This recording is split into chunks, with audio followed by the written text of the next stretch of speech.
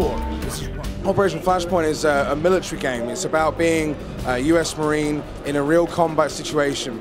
And it's not about being in tunnels or in scripted events. It's complete sandbox. It's 220 square kilometers of land, and you're given orders, but after that it's pretty much up to you what tactics you use or how you go about winning the game. And how we achieved that was by developing an AI that was a bit like an American football coach. He has offensive and defensive plays. So as you do things differently, he reacts and he tries different tactics to try and defeat you. Or he might fall back, or he'll try something different. So even if you play the same mission again and again, if you change your tactics and do things differently, then the world reacts differently, and so does the AI. Cobra 1, engaging single target.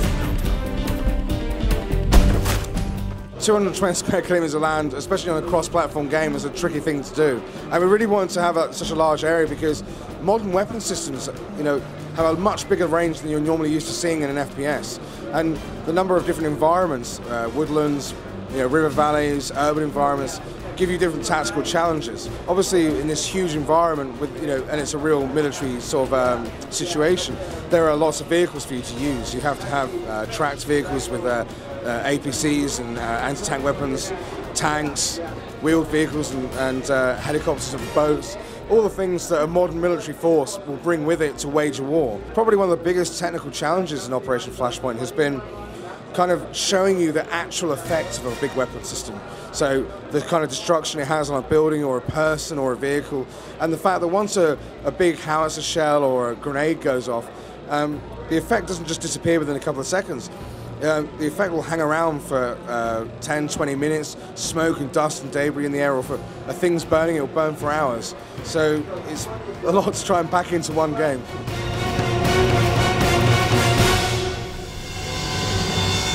Basically, every building in the game is destructible, and other parts of the environment are destructible as well. So one of the reasons for putting all the effort into doing that is because one of the ways for you to change the tactical landscape is by removing things from it, removing cover, or if the enemy's strong pointing a particular building, sometimes the only way you're going to get them out is to blow it up. Certainly from a co-op perspective, we've put a lot of effort into being able to deliver a co-op experience. You can play one-off missions together, or if you're finding a difficult spot in the campaign, you can go online and invite your friends to come and help you. In terms of the player versus player stuff, we're going to giving more details out over the next couple of months, but people can look forward to having some access to a lot of the functionality in the multiplayer that you will see in the single player.